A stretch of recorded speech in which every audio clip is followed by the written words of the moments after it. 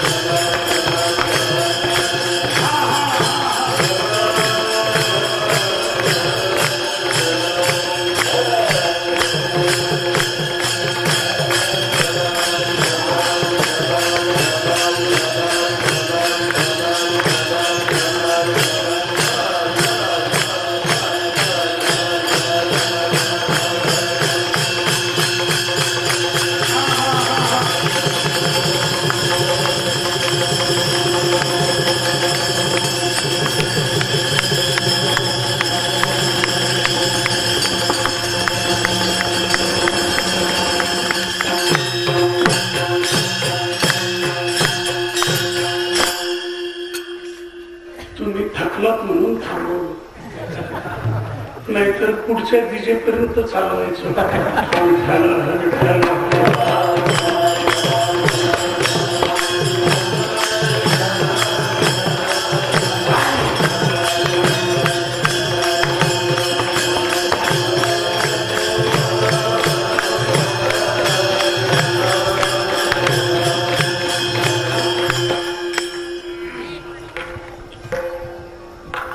सख्यत्वेशी व सख्यत्वाची गेलो तरी सलगी नेनेची अभागी महिमा तुझा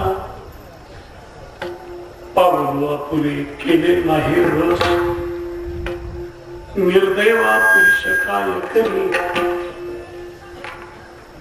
श्रीसंत कान्होबाळा अर्थात तुकया बंधू कान्होबाळा यांना जगद्गुरु तुकोबारायांच्या वैकुंठ गमनानंतर झालेला जो वियोग आहे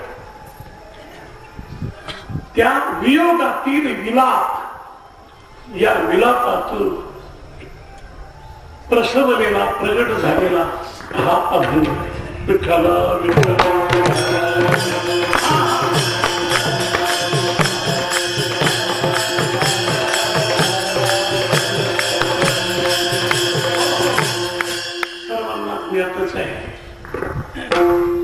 महाराष्ट्राच्या कानाकोपऱ्यातून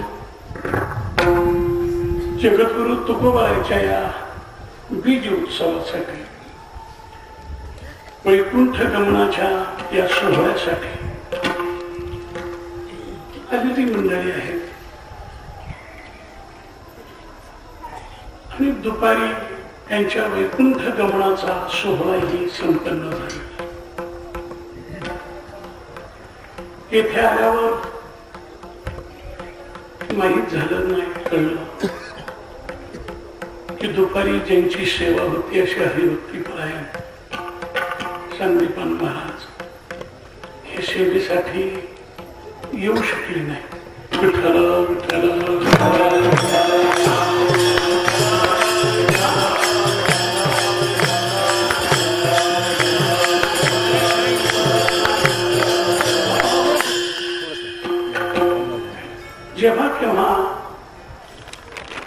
सामूहिकरित्या समाजावर असा काही प्रसंग येतो, ज्ञानाच्या दृष्टीने म्हणा, धनाच्या दृष्टीने म्हणा, अन्नाच्या दृष्टीने म्हणा, समाजातील पोशिंदी म्हणवणारी माणसं, पोशिंदा शब्दाचा अर्थ काय, त्यांचं पोषण करणार, ही जेव्हा आजाराधिकाने म्हणा किंवा अन्य काही अडचणीने थांबली तरी ही एखाद्या व्यक्तीची अथवा त्यांची नुकसान नसते, समाजाचे नुकसान असते, संप्रदायाचे नुकसान असते. विठ्ठल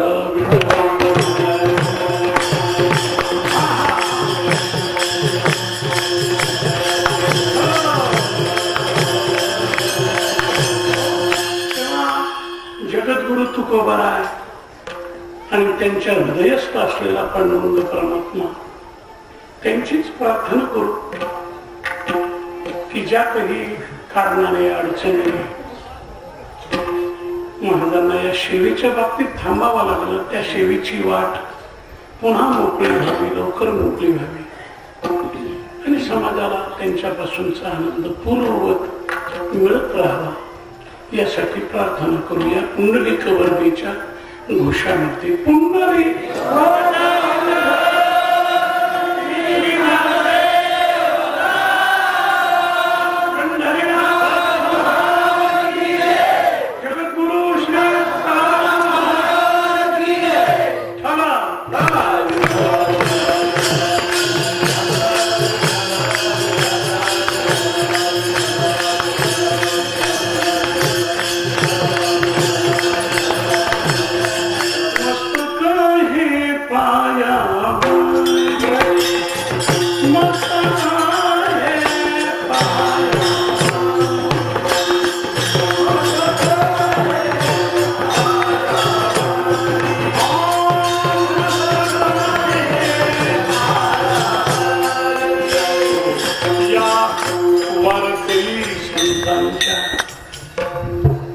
जगद्गुरु तुकोबाराय केवढे,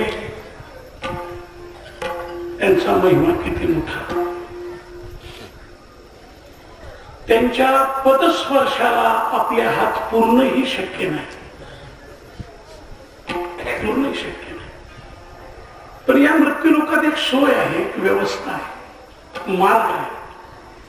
त्यांच्या पदस्पर्शाला हात पुरत नसले तरी त्यांच्यासाठी जीवाभावाने घरादाराचा त्याग करून आलेले माता भगिनी आणि पुरुष वर्ग अर्थात वारकरी मंडळी, त्यांच्या पायाला जरी हात लागला तर तो तिथपर्यंत पोहोचू शकेल. विठ्ठल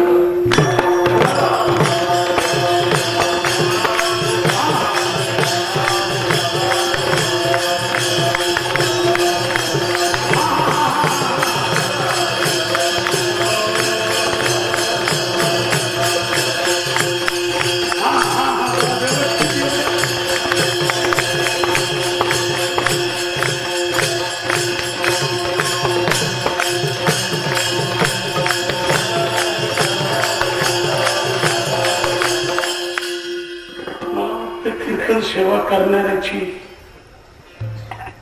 ताल स्वराच्या बाबतीत बेताची तयारी असल्यामुळे वाजवणाऱ्याची ही स्वतंत्र निवड केलेली असावी.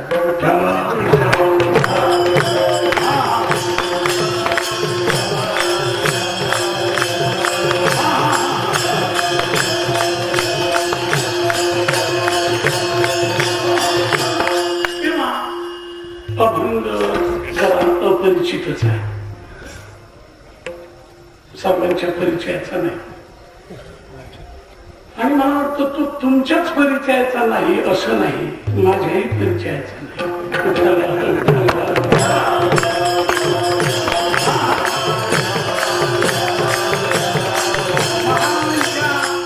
भूमीमध्ये आणि त्याहून गाथा मंदिराच्या या परिसरामध्ये पाऊल टाकल्याच्या नंतर ज्या जगद्गुरु तुकोबारायांच्या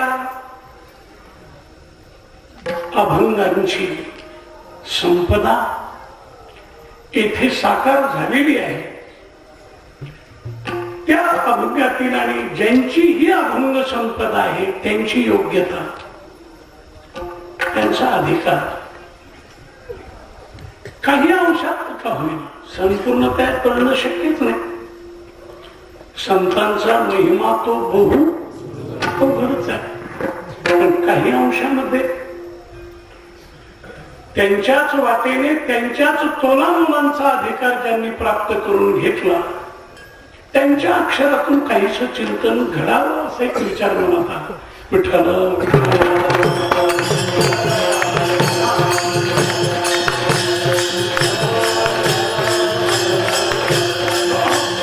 महाराजांचा द्विजोत्सव असल्याने महाराजांच्या अभंगाविषयी आपण अखंडच बोलत असतो, पण महाराजांच्या विषयी स्वतः व्यक्तिगत त्यांच्याच विषयी फार कमी बोललं जात. सगळ्या संतांच्या बाबतीमध्ये हे झालं. संतांचे अभंग किती मोठे आहे, संतांची अर्थसंपत्ती अक्षर संपत्ती वगैरे बोललं जात, पण त्याबरोबरच त्यांचं चरित्र चारित्र्य त्यांचा महिमा हा उभ्या संप्रदायाकडून दूरच राहत चाललेला आहे.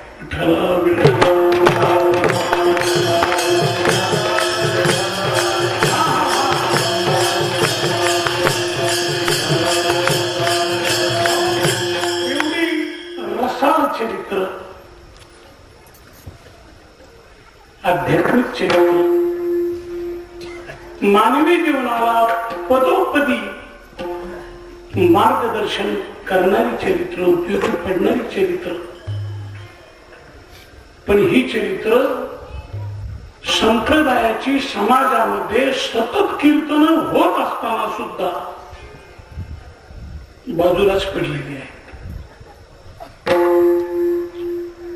चरित्रातील काही ठराविक एखादी दुसरी गोष्ट आणि हजारो कीर्तनकारांना आणि लक्षावधी श्रोत्यांना माहित आहे.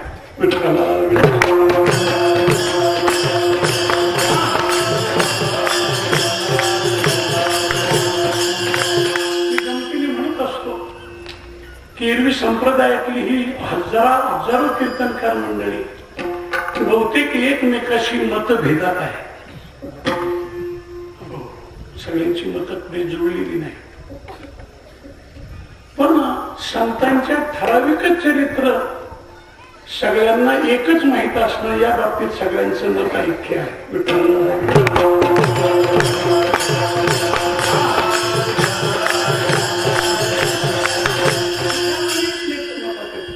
मला एवढं बोलण्याकरता हे बोलायचं नाही, पण एक जर मनात वाटतं आणि इथे न बोलावं, कारण ही संत पीठ आहे संप्रदायाच्या प्रशिक्षणाच्या या जागा आहे.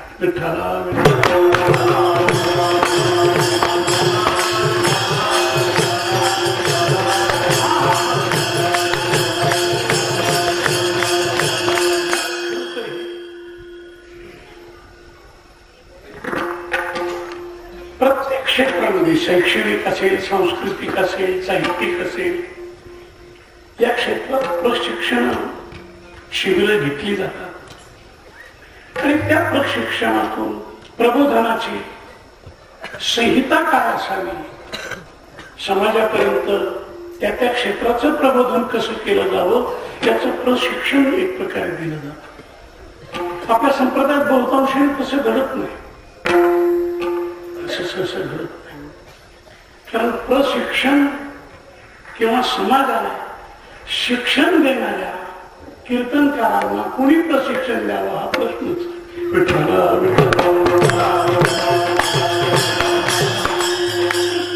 सर्वांना सांगणारी मंडळी ती सांगणाऱ्या मंडळीला काय सांगायचं, आणि त्यामुळे कदाचित तसं ते घडत नसेल. सांगणाराही एखादा दुसरा सांगायला लागला की आता माझं दुसऱ्याचं ऐकायचंच नाही एवढं तो घेऊन बसतो. आपण सांगू तेच एक प्रकारचं प्रमाण. थोडी व्यथा पुढची दूर म्हणजे व्यक्त करायची आहे की किती सप्ताह आपल्या संप्रदायात चालू आहे. पूर्वी अनेक गावात एक सप्ताह व्हायचा, आता एका गावात किती सप्ताह? अनेक सप्ताह. किंवा त्या गावात जेवढे कीर्तन करणारी मंडळी असतील तेवढे सप्ताह. तर प्रत्येक कीर्तन करणाऱ्याचा स्वतंत्र सप्ताह पाहिजे, याकरताच तो निर्माण होतो.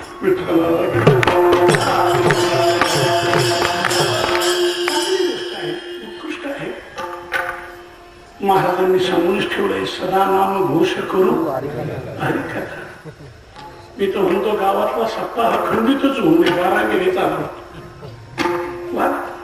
समाजानुसार व्हावे, महाराजानुसार व्हावे, गल्लीनुसार व्हावे. वरच्या गल्लीचा सप्ताह, खालच्या गल्लीचा सप्ताह, त्या सप्ताहाची नाव सुद्धा पडली जातात. वरच्या आलीचा, खालच्या आलीचा. चांगलं आहे. पण एक तर आपण सर्वांनी फार मोठी चूक करून बसवलेली आहे. सर्वांच्याकडनं चूक झाली की सप्ताहातील ज्ञानेश्वरी प्रवचन गलप झाली, नाहीशी. फारच मोठी चूक आहे. सप्ताह हा ज्ञानेश्वरीच्या प्रवचनासाठी असेल, कीर्तन ही बाब दुय्यम. किंवा कीर्तनाचा महिमा कळण्याकरता प्रवचन असेल, आणि ती ज्ञानेश्वरीचं प्रवचन. पण जवळजवळ सगळ्या महाराष्ट्रातून ते आता बाजूला गेली बाब. आणि कदाचित त्या बाबतीत ह्या अडचणी आल्या की सांगावी कुणी, त्यातून ऐकावी कुणी. ज्ञानेश्वरीचं सांगणं आणि ऐकलं त्याहून. ज्ञानेश्वरी सांगण्यासाठी ज्ञानेश्वरी महाराज पाहिजे, आणि ज्ञानेश्वरी ऐकण्यासाठी निवृत्तीनाथ महाराज पाहिजे. विठ्ठल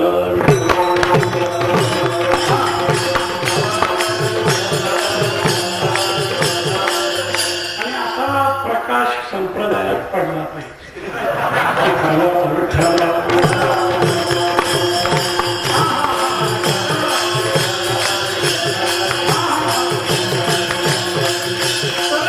वारकऱ्यांच्या विकासाची काही आशा आहे. आशा म्हणून सांगणारा ज्ञानेश्वर महाराज पाहिजे, तर ऐकणारा त्याहूनही सामान्य नव्हे, लहान नव्हे. तो कोण पाहिजे? निवृत्तीनाथ. आता अशी कथा कीर्तन समाजापुढे येऊ लागली. सांगणारे अज्ञानेश्वर आणि ऐकणारे प्रवृत्तीनाथ.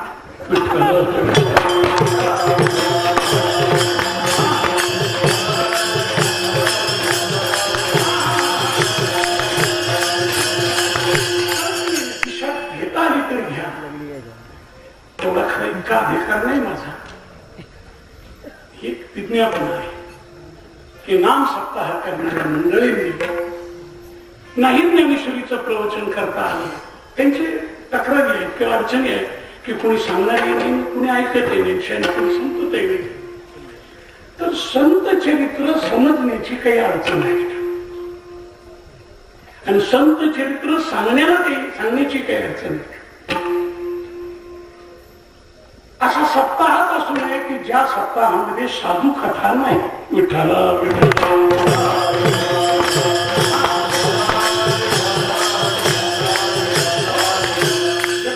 तुकोबारायचं समग्र चरित्र सांगितलं जावं, नाथ महाराजांचं चरित्र सांगितलं जावं, नामदेवांचं चरित्र आहे.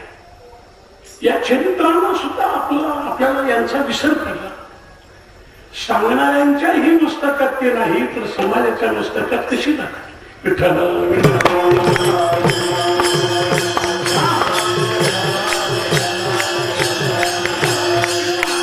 तरी संप्रदायाच्या खऱ्या अर्थाने प्रबोधन आणि प्रसारासाठी करण्याची गरज आहे की संत चरित्र त्यामध्ये यावे. एक वेळ संत चरित्राला द्यावे. पहिला भाग, दुसरा भाग, तिसरा भाग. 5-7 दिवसामध्ये ते विभागाने स्वरूपात चरित्र करावं. जगद्गुरु तुकोबारायच्या जन्मापासून तर वैकुंठ गमनापर्यंत चरित्र चिंतन व्हावं. नाथांचं तसंच एक प्रकारचं. एवढं सांगण्याचा हेतू हा. माझा आजचा जो अभंग आहे हा थोडा त्यांच्या चरित्रातून निघालेला अभंग, आणि चरित्रच नव्हे, चारित्र्यही. विठ्ठल विठ्ठल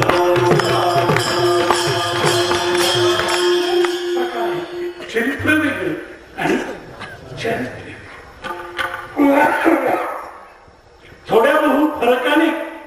चरित्र सर्वांनाच असत.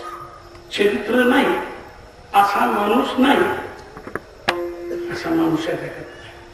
फक्त सगळ्यांचं चरित्र सांगणं ऐकण्यासारखं नाही, एवढीच अडचण एक प्रकारची. त्याला चरित्र नाही का वर्णन करता येण्यासारखं नाही. चरित्र तो जन्मला कुठे, कोण्या आई बापाच्या पोटी, कोणत्या गावात, कोणत्या ठिकाणी, ही चरित्राची सुरुवात आहे. पण त्याचं तसं वर्णन कशासाठी करावं हा प्रश्न. ज्या चरित्राला चारित्र्याचा सुगंध येतो तिथे भ्रमर गोळा होतात.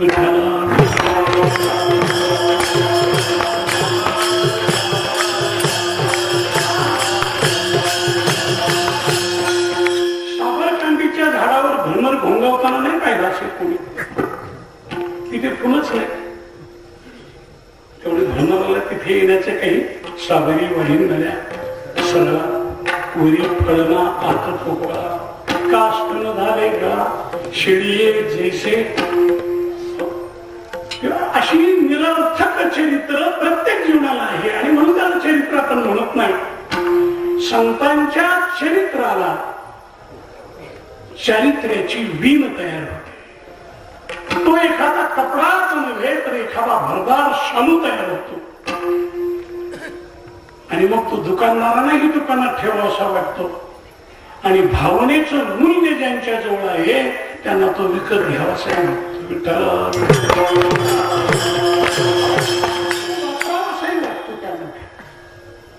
आणि म्हणून संतांचं चरित्र मौलीच्या बोलण्याप्रमाणे ऐक जेथ वाचा विसवे ते साधू कथा.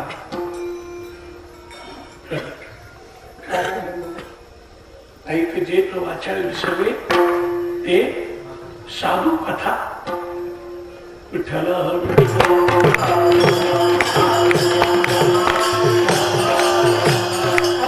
आसुरी संपत्तीचा भोगाशा मोग क्रमानो मोग ज्ञानाविषयी राक्षसी मासुरींचे प्रकृती मोहिनी.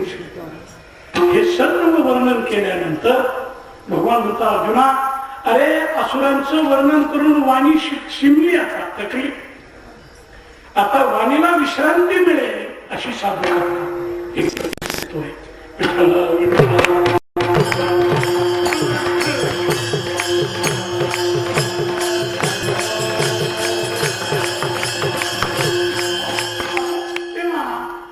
तसा म्हटला तर हा सोहळ्याचा दिवस आहे. 4 दिवसांनी येणारा नाथषष्ठीचा तो जलसमाधीचा सोहळा नाथांचा. आज वैकुंठ गमन महाराजांच्याकडनं झालं. महाराजांचं चरित्र सर्व संतांच्या मध्ये अद्वितीय, अपूर्व, अलौकिक असं चरित्र. त्यांचं सारखं साधुत्व कुणालाच लाभलं नाही. पण त्याबरोबर त्यांच्यासारखा निर्याण सोहळाही कुणाला कुणाच झालं नाही. नेले कलेवर कुणी सांगा,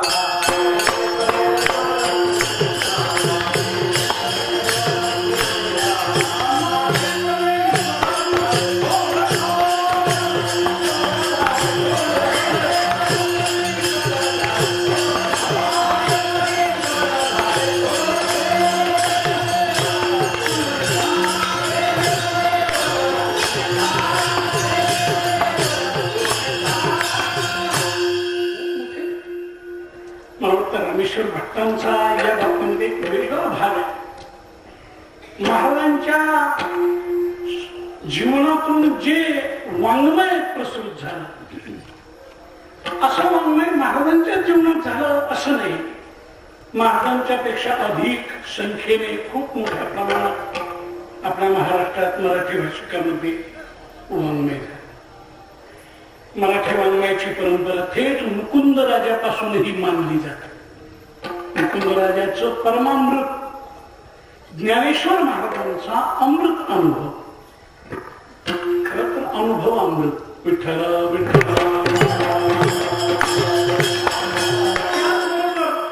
वामन पंडितासारख्यांचंही कितीतरी मोठं. अक्षरवाङ्मय निर्माण करणारे कवीश्वर या जगतामध्ये झाले यात शंका नाही. पण त्या कवीश्वरांना जगद्गुरु तुकोबारायांना जो निर्याण काल निर्वाण काल त्यांचा जो काळ झाला तो मात्र त्या कवीश्वरांना लाभलेला नाही. ही तत्वता उणीव एक प्रकारची सभाभरीत शरीरच वैकुंठाला घेऊन गेलेले असं जगात कोण झालंय ते सांगा.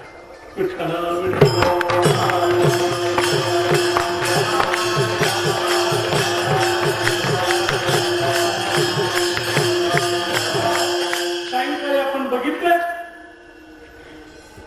सूर्य मावळतो, दररोज संध्याकाळी मावळतो आणि मावळल्याच्या नंतरची प्रतिक्रिया ही होते की चहूकडेच अंधार पसरतो. चहूकडे अंधार पसरतो.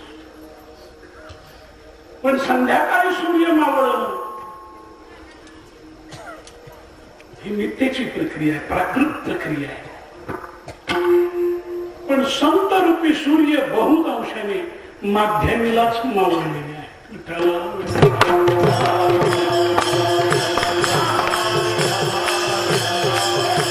दुपारच्या प्रहरी मावळलेला सूर्य म्हणजे संत जीवन. ज्ञानेश्वर महाराजांकडे बघा, दुपारची वेळ आहे समाधी स्थानाची. जगद्गुरु तुकोबारायांची वेळ आहे वैकुंठ गमनाची कोणती 12 तिकडे एकनाथ महाराज ती दुपारचीच वेळ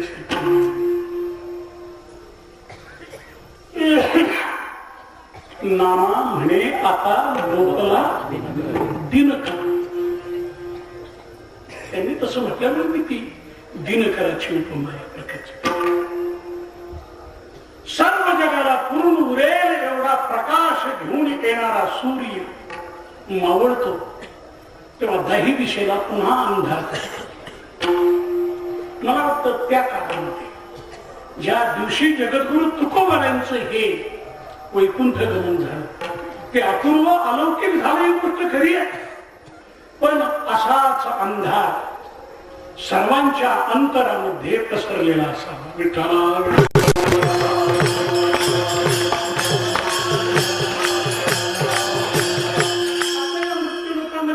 कोणत्याही घरातला सामान्य मनुष्य गेला तरी दुःखाची छाया पसरते. दुःखाची छाया ती सर्व घरावर येते, नातलावर येते, सगळ्याला दुःख वाटतं. त्यांनी जन्मभर सगळ्याला दुःख दिलेलं असलं तरी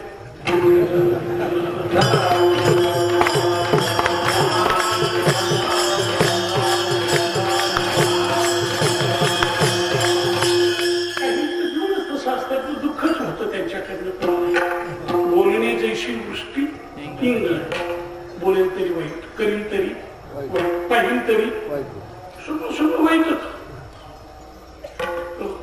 जगद्गुरु तुकोबारायांच्या बाबतीमध्ये रामेश्वर भट्टाने असं म्हणून ठेवलं, दया दीनानाथा तुवा जीवगिनी. हे दीनानाथा या जगात दया तू जगली. हे कडवं वाचत असताना माझ्यापुढे चिंतनाचा भाग आला की तुकोबारायांनी दया जीवविली आणि आम्ही द्वेष जीवविला. आपण द्वेष जगवतो, घराघरात द्वेष, गावागावात द्वेष, चौकडे द्वेष जगवतो. परमार्थामध्ये खर तर या अनर्थकारक दोषांचं कारणच नाहीये.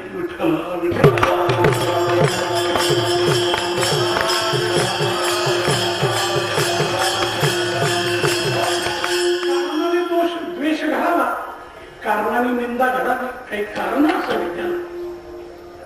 पण मला वाटतं कोणत्याही प्रकारचं परमार्थिक जीवनामध्ये तरी काही एक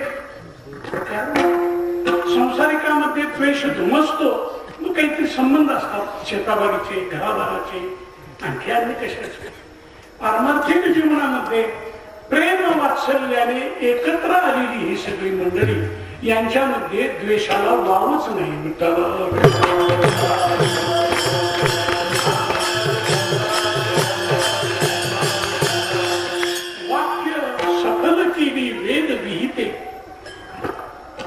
रामेश्वर भट्टांनी थोड्याच अभंगाचं कोणाचं वर्णन केले.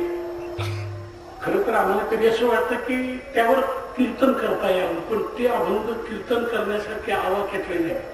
15 कडवी, 20 कडवी आणि कडवीचे दोनच अभंग तसे त्या नामाने लहान आहेत. एक तुकाराम नाम घेता आणि एक आपला आरती तुकाराम त्या नाम.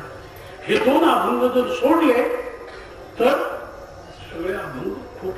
एक अभंगातील एक एक कडवं असं आहे, एक एक मूल्य असं आहे की त्यावरही 4-4 कीर्तन करावी लागते. विठ्ठल विठ्ठल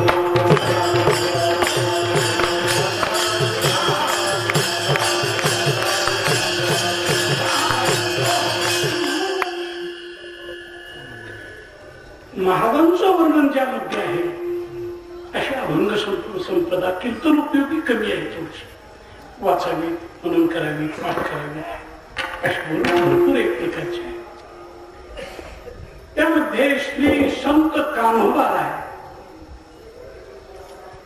या अभंगाची अक्षर आणि त्याचा अर्थ डोळ्यापुढे असताना मला वाटतं स्थळ, काल आणि परिस्थिती जर डोळ्यापुढे आणून या अर्थाकडे जर शिरलो तर त्याची भावगम्यता अधिक विठ्ठल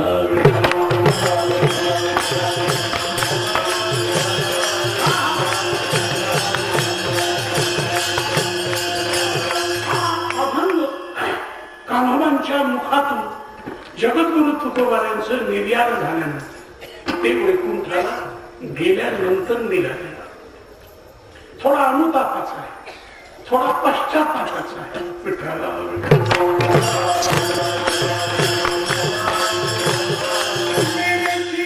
अभागी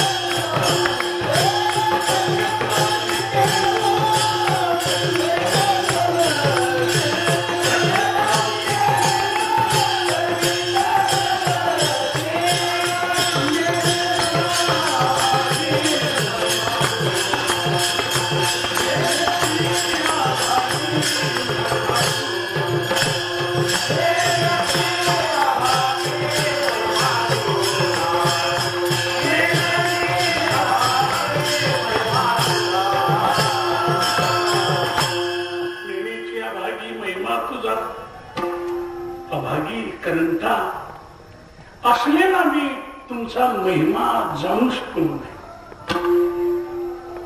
मी शक्यतो हवा मांसाचं नातं सामिप्य जवळ अतिपरिचय असं जरी म्हटलं तर या नात्याने उगी सलगी करीत गेली. सलगी भावाभावामध्ये कशी सलगी असते याची कल्पना मला वाटतं बहुतेकांना आहे. याची कल्पना बहुतेकांना. काही क्वचित माणसं असतात की त्यांना भावाच्या प्रेमाची सलगी माहीत नसते. त्यांच्या योगायोगाने म्हणा ते कदाचित एकटेच असतात. त्यामुळे भाऊ काय सलगी करतो भावाबरोबर हे अनुभवाला येत नाही. दोन्ही गोष्टी एखादा सलगीही करतो आणि त्याच्या उलट एखादा भाऊ बंधकीही अनुभूत.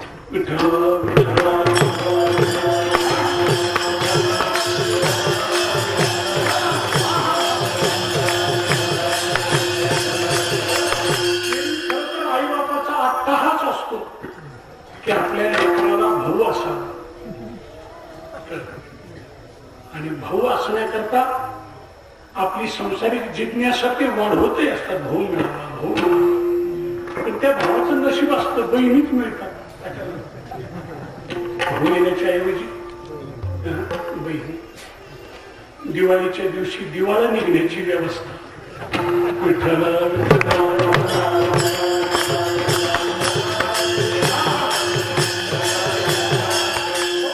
भाऊ नाही होत लवकर, तो मिळत नाही. पण आई बापाची मनाची भावना जरी तशी असली तर ज्याच्याकरता भाऊ म्हणून अपेक्षा केली आणि भाऊ झाला, ज्याला भाऊ झाला त्याला मोठा असा अनुभव येतो. हा नसता झाला तर उचित. काही ठिकाणी चांगल्या गोष्टी आहेत, पण नसायला पाहिजे होत. कारण आज समाजामध्ये जी अनेक दुःखे आहेत त्यातलं घटक दुःख भाऊबंदकीचं आहे. मला वाटतं जवळून आणि नेटीने आणि हक्काने दुःख देणारा त्याला काय म्हणावं लागतं, भाऊबंद. भाऊबंद त्यांची व्याख्याच गोड अशी माझ्या पुढे केव्हा तरी आली. ज्यांच्याशिवाय मरता येत नाही आणि जे सुखाने जगू देत नाही त्यांना भाऊबंद.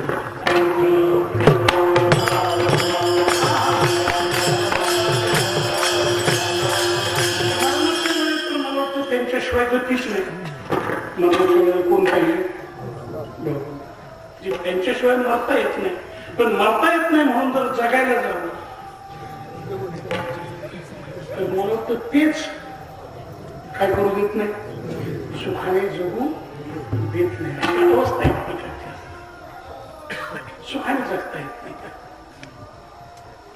जगद्गुरु तुकोबाराय आणि कान्होबाराय यांचा जीवनाचा प्राथमिक प्रवास थोडासा वेगळा, त्यांच्या चरित्राचा वेगळा प्रवास आहे, सांघर्षिक प्रवास आहे असं म्हटलं तरी हरकत. भाऊ भाऊ या नात्याने सलगीच्या द्वारा तर त्रास दुःख म्हणा काही होतच होत. पण आपल्याला सर्वांना माहिती आहे की जेव्हा जगद्गुरु तुकोबारांच्या जीवनामध्ये वैराग्याचा अरुणोदय झाला, वैराग्याचा अरुणोदय झाला आणि वैराग्याच्या भरामध्ये नवीन संपत्ती, नवीन पैसा, नवीन द्रव्याधिक मिळवायचं नाहीच, पण जे आपल्याला मिळायचं आहे, मिळालेलं आहे तेही जवळ येऊ द्यायचं नाही, एवढी काळजी घेतली गेली. कारण द्रव्याचे अनर्थ, द्रव्याचे परिणाम त्यांनी अनुभवले होते, त्याही पेक्षा जाणले. विठ्ठल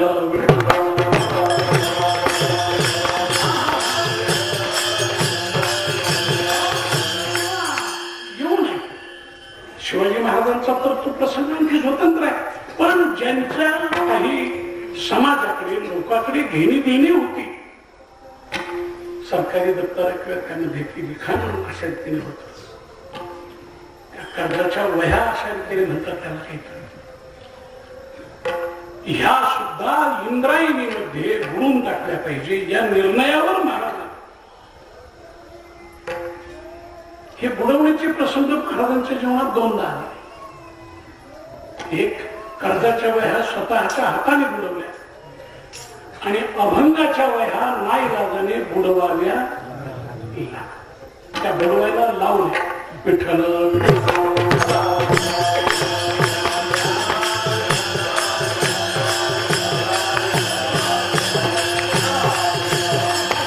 त्या प्रसंगामध्ये कान्होबारायांनी अशी हरकत घेतली की तुमचं ठीक आहे, तुम्ही देवाच्या मार्गाला जा, मला तो संसार करू द्या, माझं तरी एक प्रकारचं पहा.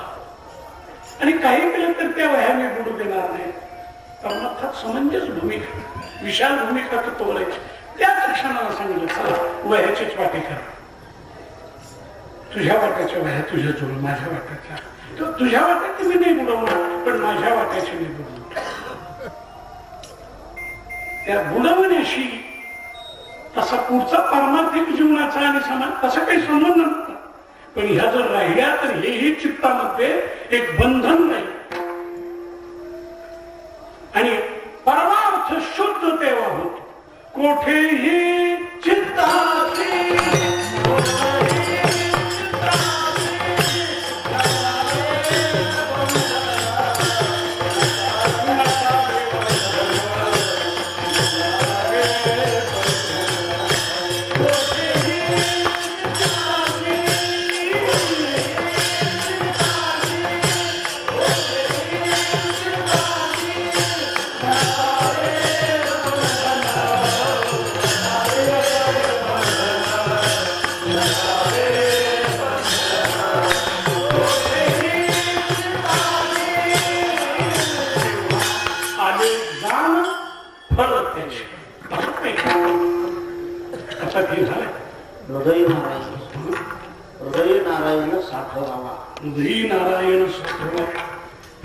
तेव्हाच चित्त अशा रीतीचं विशाल शुद्ध अशा रीतीने पाहिजे की देव हृदयात आणायचं नात्यातलं कुठलेही बंधन एक पद्धत असता कामा नाही. आणि या वेळेला कामाला राहण्याची हरकत आहे. वेगळे पडले, आपला संसार अधिक वगैरे केले. त्यानंतर पुढचं जीवन त्यांचं कसं चालत असेल, आपण सामान्य संसारिक जीवनात त्याचा अनुभव घेतो. दोन भाऊ वेगळे पडले, वेगळे राहू लागले तर अगदी सुखात सोयीने प्रपंच करतात असं नाही. त्यांचं ते मिळवतात, खातात, पितात, पण कुठेतरी कुरबुर, कुठेतरी द्वेष, मत्सरादी, विनाश काहीतरी केल्याशिवाय त्यांना बरं वाटत ते करमत नाही. ती भांडण एक प्रकारची चालू असते. मगाशी तो शब्द बोलूनच गेलो मी, ती भाऊबंदकी तयार होते.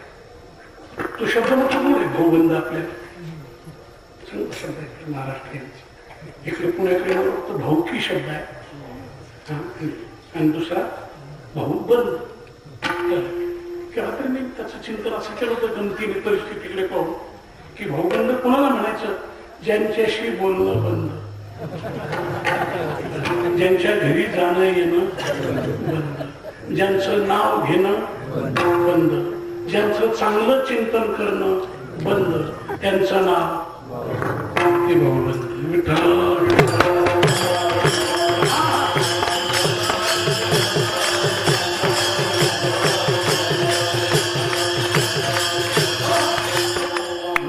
प्रयत्न करायचा आहे. तो कीर्तनाच्या अगोदर हा 10-15 मिनिटचा अभंग माझ्या समोर आला. त्यामुळे सगळ्या अभंगाचा भाव मी तुमच्या पुढे व्यक्त करेन असं मीही सांगू शकत नाही. विठ्ठला विठ्ठला हा अभंग आणि आपल्यासारख्या सुजाण श्रोत्यांच्या समोर घेण्याचं धाडस केलं. आणि मला फार फार सांगता आलं नाही तर मगाशी म्हटल्याप्रमाणे आपण सर्व निवृत्ती नातीचा आहात. विठ्ठला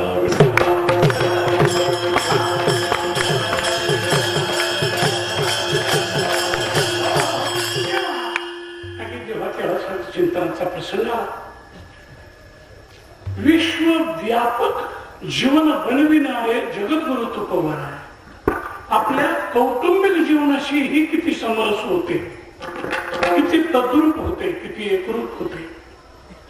नाहीतर आपण अलीकडे परमार्थाची उदय व्याख्या फार मोठी बदलून टाकतो.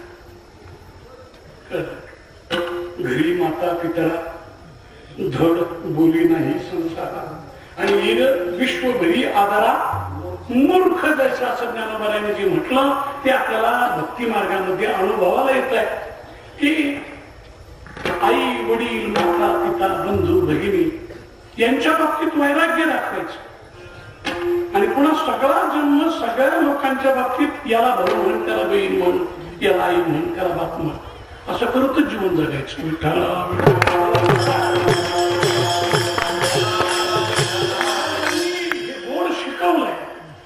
देव मिळवायचा असला तरी कौटुंबिक नाती विसरायची नाही.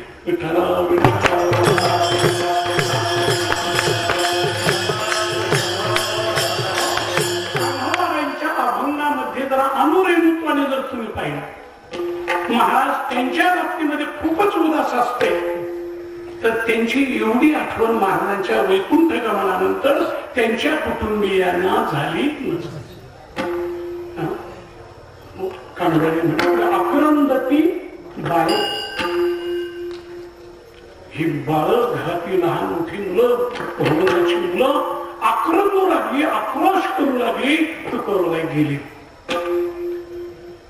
परमार्थात प्रभूशी जवळीक करणारा हा महात्मा प्रपंचाच्या बाबतीमध्ये कसा एक प्रकारचा प्रेमळ होता. विठ्ठल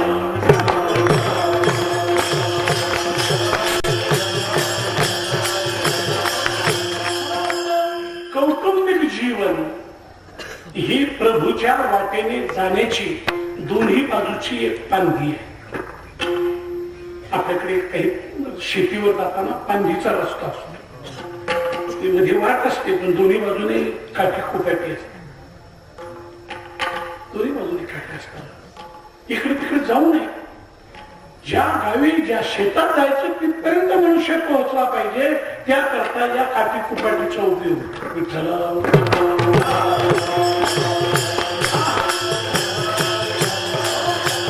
मनुष्याचं प्रापंचिक जीवन सुद्धा भगवंताच्या वाटेने प्रभू बरोबर जाण्याकरता निश्चित उपयोगी पडतं. विठ्ठल रहस्य जाणून त्याच्यात राहायचं एवढा त्याचा एक प्रकारचा. आणि यामुळे जगद्गुरु तुकोबाराय आपला घर प्रपंचादी भाग न सोडता परमार्थाच्या उच्च शिखरावर गेले. दोन टोक पाहायला मिळतात आपल्याला. प्रपंचातच रंगलेली माणसं परमार्थाचं नाव घेत नाही, परमार्थात पडलेली माणसं प्रपंचाचं नाव घेत नाही. आणि काही माणसं तर दोन्ही बाबतीमध्ये अगदी अलिप्त असतात. देवना परमार्थ ना प्रपंच. जगद्गुरु तुकोबाराने समग्र जगाला ही दीक्षा दिली की प्रपंच न सोडताही परमार्थ चांगला करता येतो, साधता येतो. विठ्ठला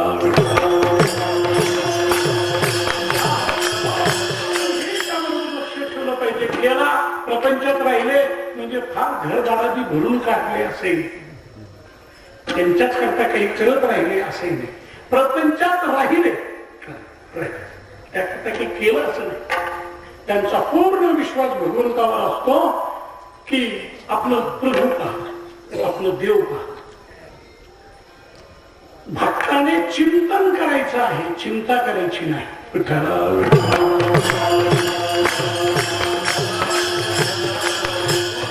आपल्याकडे असं आहे, आपण चिंतन करायचं आणि ज्याचं आपण चिंतन करतो तो आपली चिंता करतो.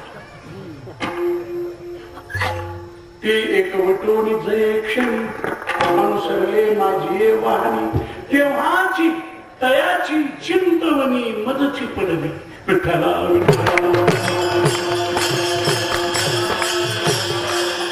त्यामुळे भावाचाही तेवढा संबंध, मुलाबाळांचाही तेवढा संबंध, पत्नीचाही असेल तेवढाच असेल.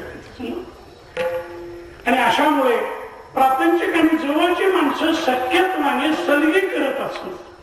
सलगीमध्ये दोन्ही गोष्टी येतात. मानही येतो, अपमानही येतो,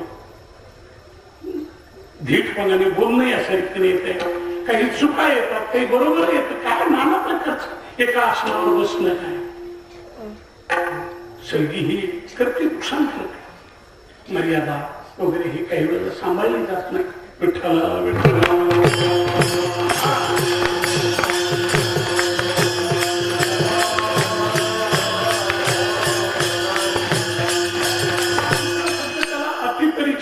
अवज्ञा असंही नाही. ज्यांच्या चरणाजवळ आपण उभे राहण्याला योग्य नाही, प्रसंगी आपण त्यांच्याशीही एवढी सलगी करू शकतो की त्यांचं ताण थरून आपण घेऊ शकतो. अर्जुनाच्या उद्धवाच्या चरित्रामध्ये त्या गोष्टी आहेत. सखेती मत्वा पसभय दुःखम, हे कृष्ण हे यादव हे सखेती अजानता महिमानंत वेद मया प्रमादात प्रणयेन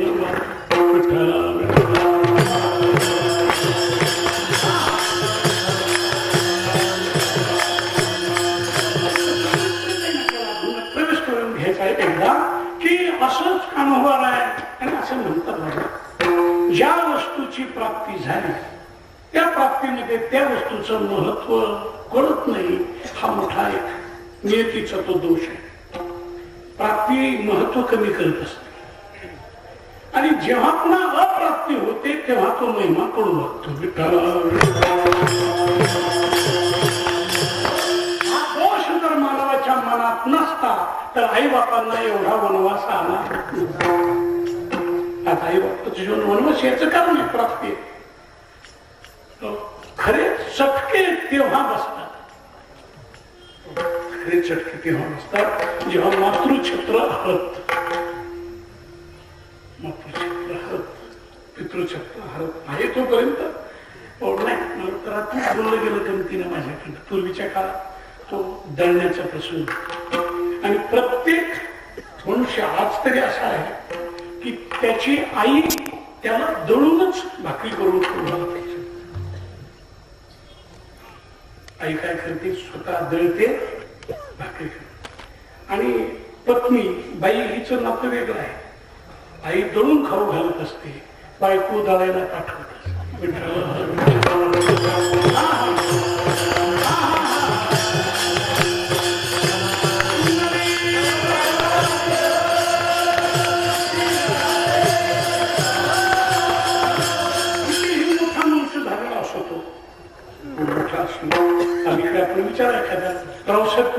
दळायला गेले.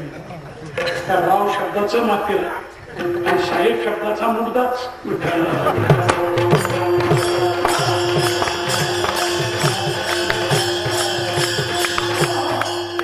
अशी अत्यपरिचयात एक प्रकारची अवज्ञा होते.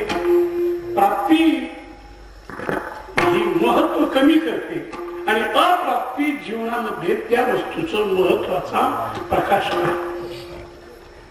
आणि म्हणून भागवतामध्ये त्या गवळणीने असं म्हटलंय की कृष्णा, तू जवळ जेवढा असतो तेव्हा तुझं प्रेम कमी वाटतं.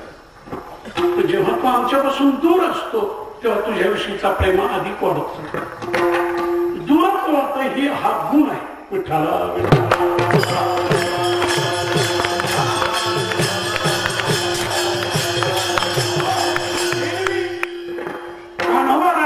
परिवर्तन होऊन महाराजांच्या बरोबर कर्मार्थ जरी केला असा पुढचा काल गेलेला.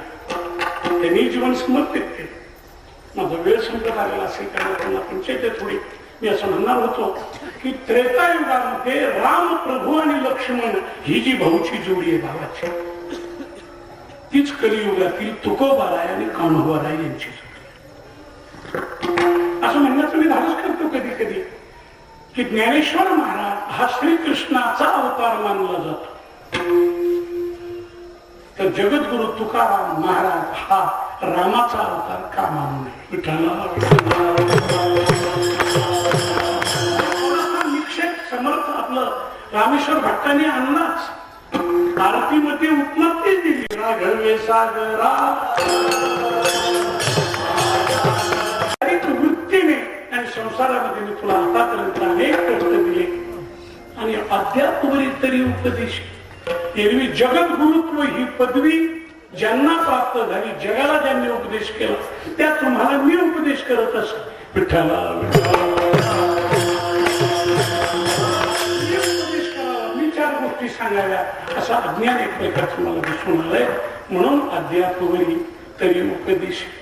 आणखी तुकोबाराय काय घडलं माझ्याकडनं की तुकोबारायांच्या करता काय करणं उचित आहे आणि त्यांच्या बाबतीत काय केलेलं अनुचित आहे. असं अनुचित उचित आणि अनुचित दोन्हीही गोष्टी माझ्याकडनं पाहिल्या गेल्या. उचित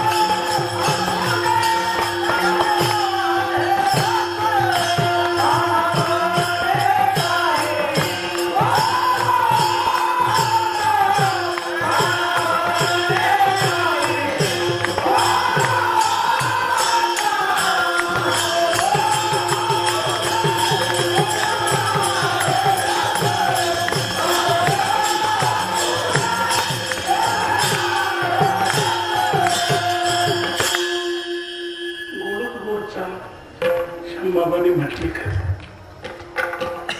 हरिभक्तीपरायण पांडुरंग महाराज मुलांचं हे आमंत्रण स्वीकारलं. याच्यात मला आनंद वाटतो की इथे कीर्तन करायचं नाही, नुसतं येऊन उभं राहायचं. इथे असलेली मंडळी एका हुनी बळी असेल तुझे उचित अनुचित सांभाळलेली नाही. 2 गोष्टी त्यात वेगळे शब्द आहे. काय करणं उचित आहे जीवनामध्ये ज्ञान किंवा त्याबरोबर भक्ती किती आहे यापेक्षाही मर्यादेला मूल्य असेल. अवज्ञा कधी केली नाही हिने माझे गुरु शिष्य पण. आणखी माऊलीची ओळ पुढे आहे सांगू का. अहो श्री गुरु ते जे पुसावे ते येणे माने सावध व्हावे हे एकलाचे जाणे सव्यसाचे. उचित काय अनुचित काय योग्य काय अयोग्याचं काय मी म्हणतो. आपल्या वारकरी संप्रदायामध्ये तशी ज्ञानाची अडचणच नाही. आपल्याला ग्रंथाची सागर आपल्या हाती आहे. प्रश्न मर्यादेचा आहे. विठ्ठला विठ्ठला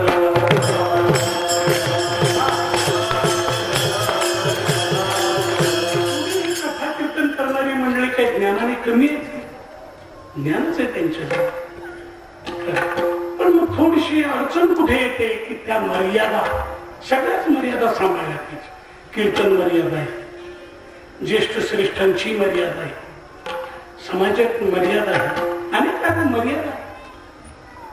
मर्यादा शिकविण्यासाठीच रामाने अवतार दिला. विठ्ठला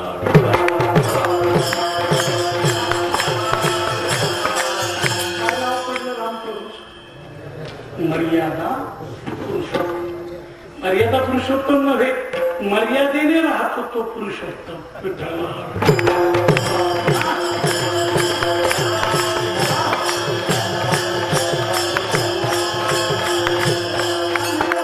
शास्त्र मर्यादा तस्मात् शास्त्रम सद्गुरूची मर्यादा आहे. या मर्यादेने काय मिळवलं नाही आणि अमर्यादेने काय घालवलं नाही. विठ्ठला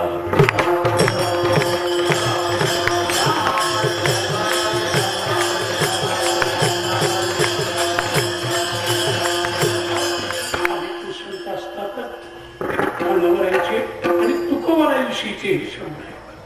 एकही शब्द एक कीर्तनाचा शब्द आहे. उचित उचित उचित काल आम्हा जे व्यभिचरे ना ते झडकरी पुरुषोत्तमा सांगे आता. विठ्ठला विठ्ठला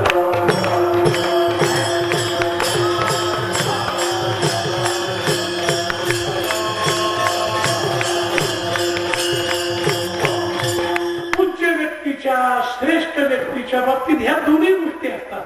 त्यांच्यासाठी केलेलं उचित काय आहे आणि त्यांच्या बाबतीत केलेलं अनुचितही काय आहे.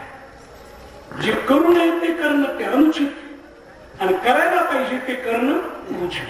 पण या दोन्ही गोष्टी माझ्याकडनं सांभाळल्या गेल्या नाही त्याचा परिणाम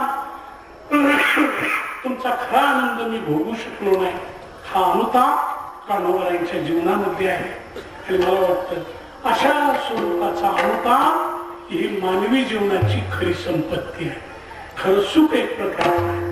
पैसा धन मान आणखी वैभव ह्या सुखाच्या गोष्टी नाही, त्या आपल्या गरजेच्या गोष्टी आहेत. समाधान नाही मिळणार, सुख नाही मिळणार. सुख हे मर्यादित एक प्रकारचं आहे आणि या प्रकार कान्होबरांचा मी उचित अनुचित सांभाळलेले नाही. कान्हा म्हणे काही बोलू आता. विठ्ठला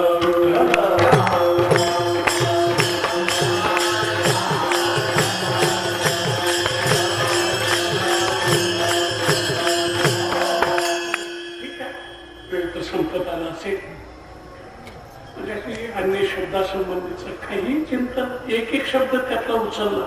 सलगी शब्द तेवढाच महत्वाचा, कष्टविलासी तेवढाच चिंतन, सख्यत्व हाही तेवढाच एक प्रकारचा महत्वाचा.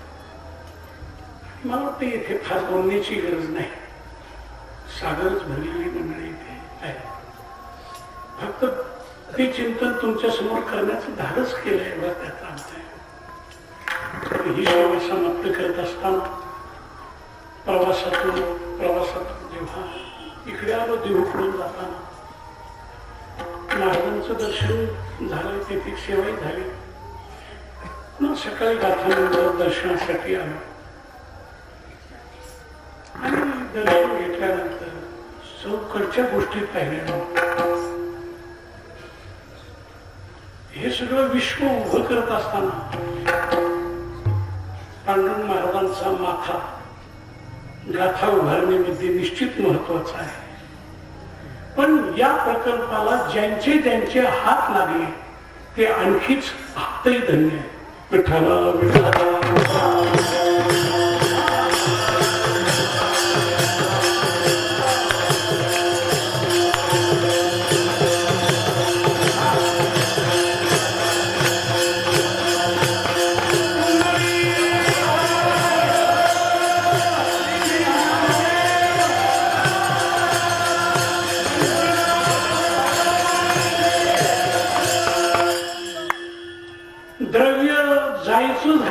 अशा ठिकाणी जावं. लौकिकामध्ये मुलीची लग्न सगळ्यालाच करावी लागतात, मुली द्याव्या लागतात. पण दिल्यानंतर मुलीकडून समाधान मानलं जावं की वडिलांनी मला योग्य ठिकाणी दिलं. तसं मला वाटतं द्रव्यरूपी कन्येला पश्चाताप करण्याची पाळी येऊ नये अशा ठिकाणी ते दिलं जावं. विठ्ठला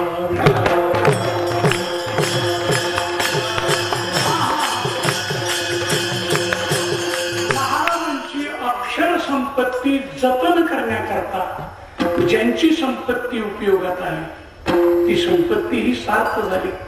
त्यांचे हातही एक प्रकारचे सार्थ झाले, त्यांचं जीवनही एक प्रकारचं सुख.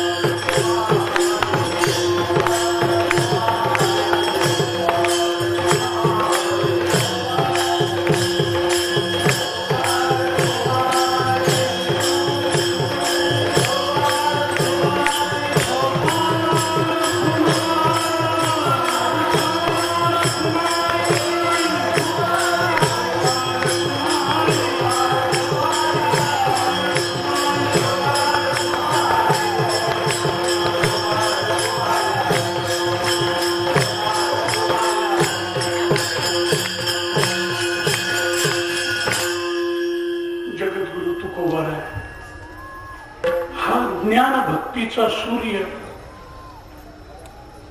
लोपला शब्द इथे जरा अपुराही पडेल. मावळालाही प्रकारे चालणार नाही, तर तो अधिकच अधिक विस्तीर्ण झाला, विशाल एक प्रकारचा. जगद्गुरु तुकोबारांचं जीवन हे अमर जीवन. लौकिकात आपण पाहतो की महाराष्ट्रातली नेते मंडळी केंद्रात जातात, केंद्रामध्ये जातात, दिल्लीमध्ये जातात. मला वाटतं जगद्गुरु तुकोबाराय मृत्यू लोकात आपलं कार्य करून वैकुंठामध्ये मोठ्या क्षेत्रात मोठ्या ठिकाणी काम करायला पुन्हा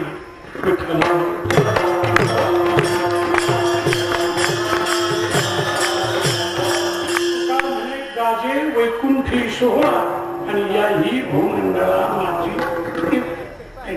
त्यांचं जाणच नाही.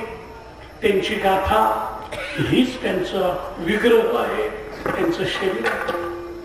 आपल्यासारख्याला आम्हाला तरी अनुताप येतो की तो गाथा सतत आम्ही फार वाचू शकलो नाही. जी मंडळी त्याची पारायण करतात ती धन्य आहे, भाग्यवान असे विषय आहे. आमच्यासारख्यांच्या दुर्दैवाने आम्हाला पारायणाचा योग येत नाही.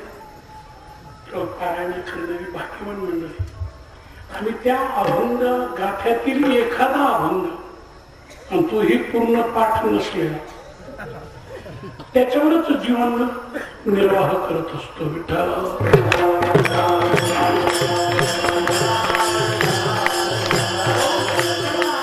अक्षराच्या रूपाने ग्रंथाच्या रूपाने 700 वर्ष किंवा 400-500 वर्ष ही संपत्ती तर चतुशताब्दी नुकतीच झाली. 400 वर्ष आपल्यापर्यंत आले आणि त्याला आणखी एक वेगळं तेज, वेगळी दिशा मिळाली की ती कोरीव स्वरूपामध्ये समाजाच्या समोर एक प्रकारची. जनतेला एवढं तरी कळलं की ही गाथ्याची अक्षरं कोरली गेली, एवढ्यातही त्याचं महत्व पटेल. विठ्ठल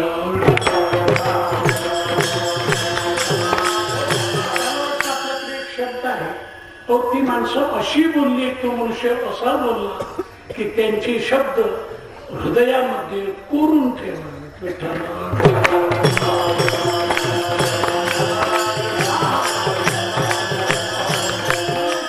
ज्यांनी हे अभंग कोरले त्यांनी आपल्या जीवनामध्ये अगोदर हृदयात कोरले, नंतर मंदिरामध्ये, नंतर वास्तूमध्ये प्रकाशित कोरले गेलेले. 21व्या शतकामध्ये ही एक विशेष देणगी महाराष्ट्रालाच नव्हे समग्र देशाला प्राप्त झाली. विठ्ठल